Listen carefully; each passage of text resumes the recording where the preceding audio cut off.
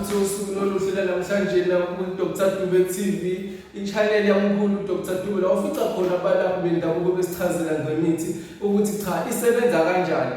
Babukele emakhaya umkhulu uDr. Dube TV uyatholakala lapha endaweni yaseMgababa, musuka nje eThekwini ungasho umgibeli usho ukuthi udilika eMfezi esitobhini eMfezi uyatholakala umkhulu usiza abagulayo.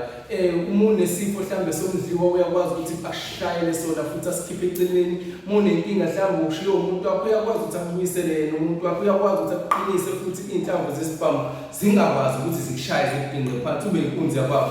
Ake sikubingelele na umkhulu uhamba nobaba sibingelele sinamukele la nohlelweni baba. Yebo sanibonani. Yebo mkhulu. Namhlanje nami ngifuna ukwazisa umphakathi waseGoli namaphethela ukuthi ngomhla ka-2 emva kwephasika izobe ngikhona eGoli ku-extension 35 ngasendlini garage izobe ngikhona-ke laba abasebengazi-ke kakhulukazi ngibekela bona nabazibatshele abanye ukuthi ngizobe ngikhona. Ngizongiphethe khona-ke induku yamacala. Waphela amacala maningi, ayindlela eziningi. Ukhona ukuthi unecala kanje, awunalo icala, udlala abantu baphendula iy'nkulumo ngawo baqhambela amanga. Musuka necala lalapho. Kuze ube nezitha ngoba abantu bakujaha nangegwama kanti awazi lutho wena. Nayo-ke induku yokuthi ikuvikele kulezo zinto lezo ezidala. Amacala maningi nasemasontweni ayabakhona, nasemndenini ayabakhona. Amacala nje maningi ezekayo emhlabeni. Ngiphethe le nduku-ke yecala la uma ukuthi sokudlule kakhulu impela sekukubi. Kufanele ukuthi lapho uma kunjalo uthole igusha. Ukuze lapho siyibambe ithuli inkulu. Yebo mkhulu. Siyihlabele igusha-ke bese ngithatha-ke inyongo yayo. Thathe lo muthi wami enkomo ngathi le nyongo yami ukucabe ngayo-ke wonke umzimba. Bese ngithatha bese sithola umuthi onjengomthombo. Umuthi lo okhala ubisi noma ngabe imuphi okhala ubisi. Noma ngabe futhi umsululu, umthombo noma umsululu. Yebo. Bese sishaya ngembazo la. Sithatha ilokhuzana igazi lakho siqobelele nale igazi lelokhuzana legusha. Sithathe siwufake phakathi siwubophe ngendwangu emhlophe. Bese ufaka phakathi lapha kulesihlahla. Yebo. Lesihlahla esithi siwumthombo uvuka lo. Uma sifaka lovuka sakho ukuthi ivuke lento isebenze. Nomkhiwane futhi uyasebenza umkhiwane lo ndawo umkhiwane phela uhlala umoya. Ilo moya le esizovukela imoya ey'nkoko esivana nokuhlala komkhiwane sizovukela le moya kubantu abakubhekayo abakufunayo ukuba impela kungasekuhle. Hhayi lezo zinto ziyasukuma lezo zokugada impilo yakho labo bantu bakhohlwe wena. Nawe uma ufika ukhulume khona uzofika usho ukuthi labantu abangifunayo noma ngamaphoyisa-ke noma ngabe obani bekufuna ungazi bakufunelani kwezendlala. Yebo. Zivikele ukungayishiyi iy'ngane zakho usemncane ney'ngane seyincane uze ukwazi ukuphila. Yebo mkhulu. Uma uyishiye lapho lento le esihlahleni ngeke iphinde bakushone. Mina ngokushaya iy'ntanga kahle bese uqale ngokugquma uphalaze izitha ngeke ziphinde zikuthole. Ngabe ungifuna ubani? Uma sokuya ngale emacaleni kumele ngakufaka omunye umuzi ngawufaka le mngquza.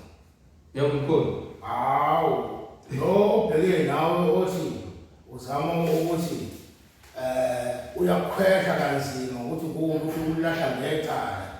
Hawu uyahuda lo muntu. Yebo mkhulu. Hawu uhuda njena nofakazi bayahuda kuyahudwa nje le ndlela. Wonke umuntu osuke lapho endlini uyaphuma ahambe ayoyisiza ayiwayi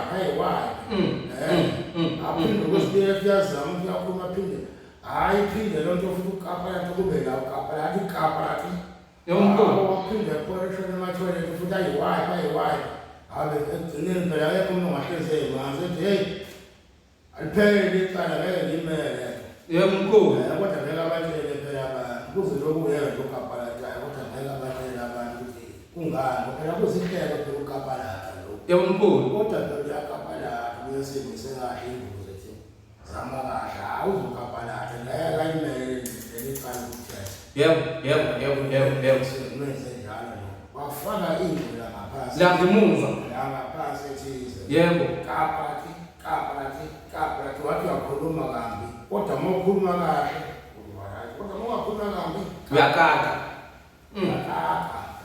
mbele yebo mkhulu hayi kanti futhi lo muntu phela usebenzile uzofika nala emotini uma ukuthi imoto yakho uma ufuna ingaxoxwa ilahleke bathi bayifune igebengu zingakwazi ukuyithola ngeke ziyithola kube icashile yebo wakhona umuntu kuthiwa umacaho osezini engofakayo lapha kahle icashobala ngeke osezini icashe ngeke uyibone lokho angayibona amasela ngeke azayibona amasela nomuzi wakho futhi uma ngofakile emzini wakho ucashile futhi ngeke ungubona ngeke liphinde ubone umuntu ozakambi nje ekhaya ngeke uphinde ubone uyacashobala yebo wona maqasho sezini ngofakayo lapha kahle injalo ke lento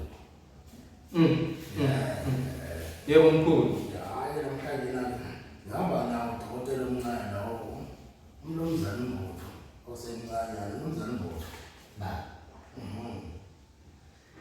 sikhona sinibingelele ababukeli enhla nasezantsi amagumbini amanamhlaba baba udokotela uMbutho semncane waseshilo Dr. Dube ngala baba uMbutho kakhulu ke babukeli uyithwasa la ekhaya kaDube yebo ithwasa la ekhaya kaDube ngakuthiwa la ekhaya kaDube into engiziphethe kakhulu mina engimandla nazo noma ngidila nazo kakhulu babukeli uMbutho uyahlola yahlala khona endaweni yaseMgababa kodwa ke ezokuthiwa iseFreeCom uMbutho uyakwazi ukuhlola abantu njengoba echaza uDube kuneyinkinga eziningi esiphila ngaphansi kwazo la emhlabeni yebo baba ezimene ngaseyichazile ezinye zazo okunye kwabo edinga ukuthi kuze kube kuthiwa kunjalo nje uqale ikwenzeka kanjani nokwangela walonto yini kuyayidinga sekufika ukuthi izinto sengivela thina ke manje thina abantu abayizayo ngosini noma thina abantu abahlolayo abantu abakwazi ukudonsa yebo so sikhona siyakwazi siphele lo manje afana nalo sikwazi sipophole sibuke izinkinga zabantu uba uMbutho ke uyakwazi ukukhipha umhlahla uma ufuna umhlahla uba uMbutho uyatholakala kakhulu endaweni yaseMgababa mawugibela itekisi usuka eJamini noma usuka khona eMathekwini uyawuthi ku-driver ogibele kuyena ucela kwehlise kacele kodwa ke futhi ngasekugcineni uba uMbutho uzoyishina manje ungatholakala kuyona kodwa ke babukeli kakhulu uMbutho ungumfana nje noma ngingathi kuyingane kaDokotela ubaba uDube ngoba ngithothela ekhaya ngaphuthula la ekhaya ngisaqhubeka futhi nohambo lami khona la ekhaya yebo mphakathi kafushane nje ababukeli before siyivala umkhulu uDr Dube okusho ukuthi uyakwazi ukuthi mkhulu uma kukhona umuntu odinga ukwazi ngemithi noma odinga ukufunda uphinde mkhulu umfundisi umthwasise njenganayo ubaba uMbutho mkhulu hayi kuwumsebenzi wami lo ukuthi sithi masabe emhlabeni ngelinye ilanga yebo kodwa abantu sibathwasise bangahambi berobha abanye abantu yebo abantu abazi umuntu ukuthi yona umuntu uhamba kanjani